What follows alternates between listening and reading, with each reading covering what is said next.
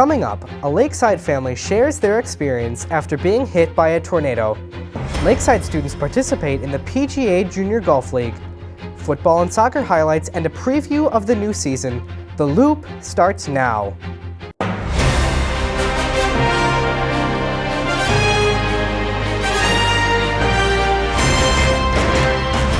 Welcome back to the Lakeside Loop. After 3 months, it's great to be back. I'm this week's host, Jonah Osmankowski. We begin our show with a story of how God uses adversity to bring people together to help each other out. A tornado outbreak struck southern Wisconsin in the very early hours of July 29th. In all, 13 tornadoes were reported across the area. The families of Lakeside students Evan Newman and Zach Zastro were affected by one of the tornadoes. The tornado hit shortly after 1 a.m., just minutes after the family received warning. We heard that it was coming from Johnson Creek, and we knew it was coming down I-94, so we just went in the basement right away. We were getting all the warnings. There was actually possibly 4 or 5 of them that were actually happening. In a matter of time of us getting down to the basement and staying down there for like 5 minutes, a tornado actually went around our house and then went towards Newman's, my grandparents, and Jim Mary's, and all our other cousins that lived right across the road from there.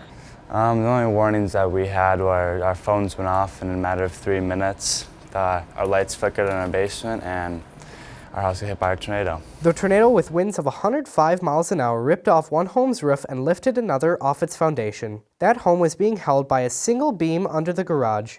Fallen live power lines scorched the yard during the tornado, ultimately starting a small fire on the front porch of one of the homes. When our roof came off, we could hear our whole entire roof was gone and a bunch of glass breaking, and we could smell smoke. The tornado threw metal and lumber debris into the soybean fields. Wood boards were impaled into the side of one house by the intense winds. The trail that the tornado took, it definitely could see it. There's a line from the corn out towards their house.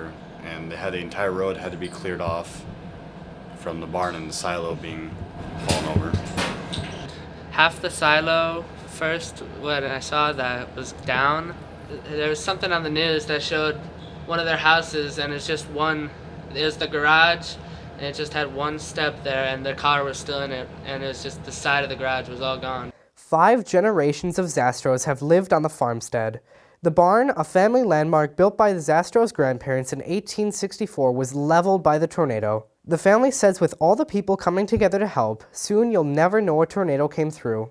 Well, they already called the fire department in. They had one of the bulldozers come through, clean up everything that was in the way of the road, and then we started like a little Facebook page saying if people could come out and help.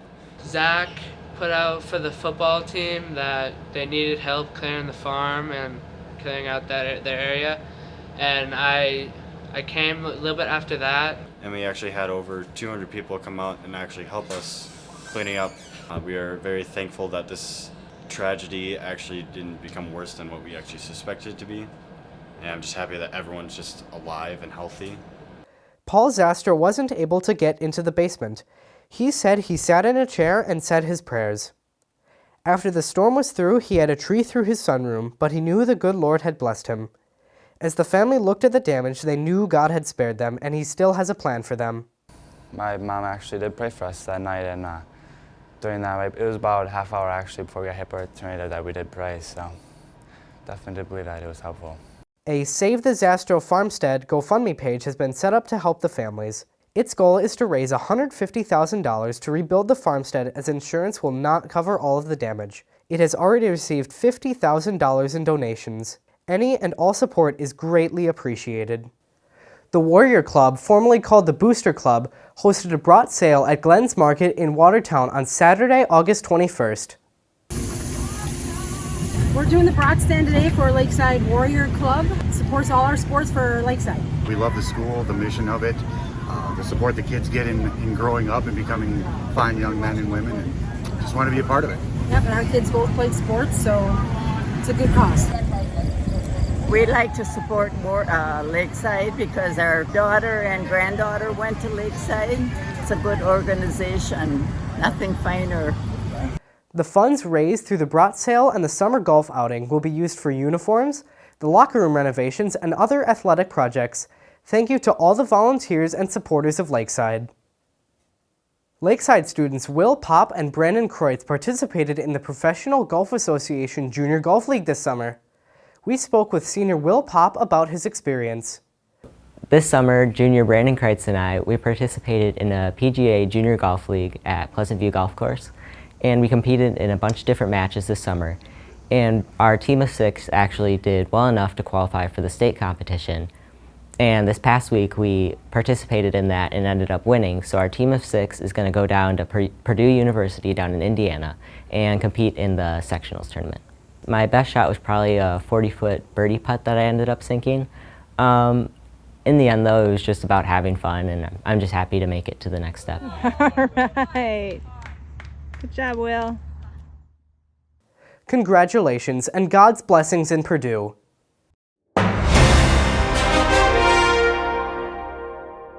I'm Juan Gullerwood, and I'm here with all your important sports news. Lakeside soccer is off to an amazing start. On Wednesday, August 25th, Lakeside kicked off the season at home. 3 games in, and they are currently undefeated. Here's Jack Milbrath and Coach Dorn on the team's success so far. I felt fantastic. Coming into my senior year, I wasn't sure how we were going to do because we lost a lot of seniors, but our team's been playing so well. Well, it's awesome, especially for the guys. They love to show their ability together as a team, but to have their families know the work that they're putting in on the practice field is paying off on the game field.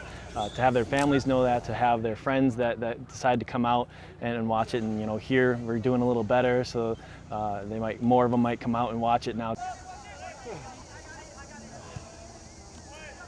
Our defense is holding their line amazingly. We're not letting too much through, but when we do, we recognize that we made mistakes and we fix them. And Kyle Main, one of the best players on our team, he's been doing so well up front.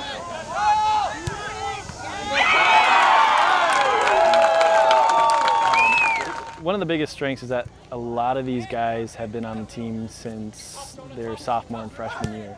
So this is a team that's seen varsity experience for a couple of years now. So a couple of years ago, it was rough going, young team. Now we're seeing the fruits of that patience and the labors.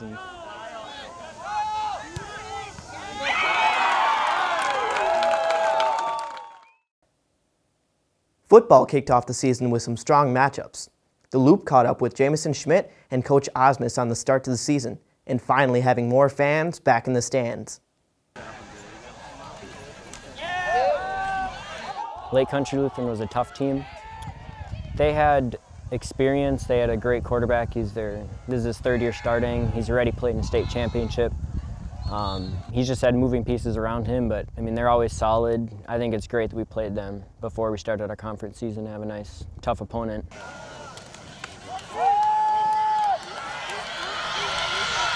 Rather play tough teams and have exposed exactly what it is that we need to work on, as opposed to maybe playing a weaker team and then getting a false sense of security.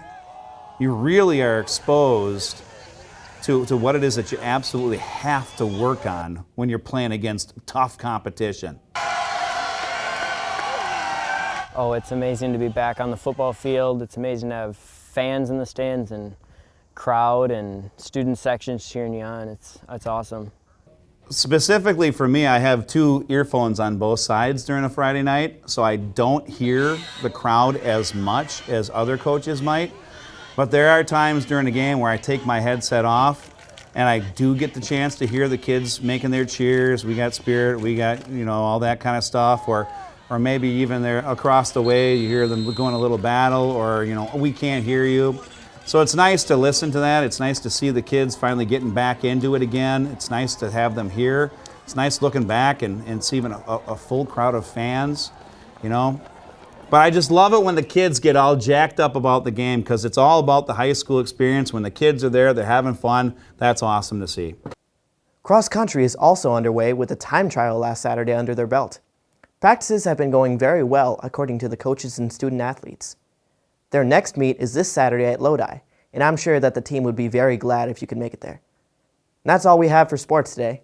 Back to you, Jonah. The Lakeside courtyard has been invaded by masses of toads. It's a regular toad party. They are mostly seen at dawn or dusk. Mr. Hackbarth tried to track down the elusive creatures. So the other day, a bunch of the ladies in the front office, they were telling me how there's all these toads out here in the courtyard. So I decided to come out, thought I'd do a little bit of filming, try to catch some of these toads. But as I opened up the door, immediately all the toads hopped off the pathway, went into the bushes and things like that. But in this tree right behind me, there were about 1 billion birds, no less than 1 billion. It was just so loud, it was unbelievable. And I think they were just waiting for me to leave so they could pounce on all these toads. But I sort of had the feeling that they were ready to say, we don't care if there's a teacher out here, we're just gonna go at it. And I was ready to run for my life. The reason so many toads have taken over is unknown, but they do make for a fun addition to the courtyard. And now you're in the loop. Thanks for joining us. If you have any Lakeside news you would like to see in the loop, please contact Mr. Hackbarth. We'll see you next week for another edition of the Lakeside Loop.